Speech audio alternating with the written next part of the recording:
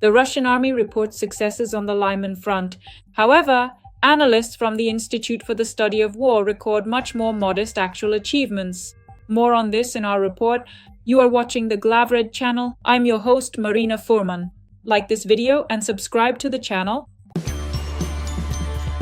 From Novoselivka to Yampol and Lyman, the occupiers are engaged in fighting and are amassing forces for an assault. However, weather conditions, fog and rain are slowing the pace of the offensive.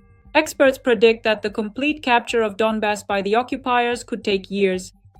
The Russian occupation army recently achieved success in the Lyman direction in Donetsk region. Geolocated video footage indicates that Russian units have advanced into the central part of Novoselivka and to the northwest of Lyman. This is stated in the report by the Institute for the Study of War. In particular, analysts cite reports from Russian sources stating that Russian forces have advanced in the eastern and southern parts of Lyman and to the south of Yampol, as well as claims that Russian troops control approximately 70% of Yampol. However, according to the Institute for the Study of War, the Russian gains are much more modest at around 18%. Analysts also note infiltration on the northeastern outskirts of the settlement. Here is a quote. Russian observers have also reported counterattacks by the Ukrainian armed forces near Lyman and maneuvers by their own troops.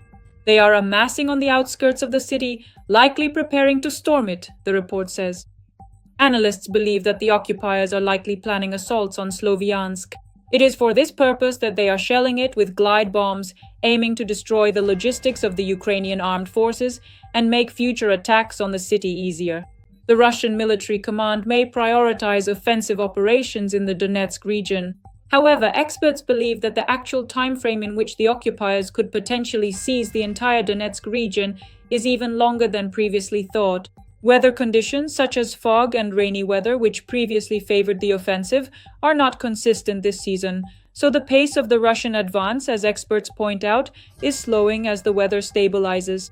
If the invaders are able to use the same forces they have deployed along the entire front line since August 15th exclusively for combat operations in Donetsk region, then, according to analysts, Russia can only hope for luck in its attempt to capture Donbas no earlier than August 2027.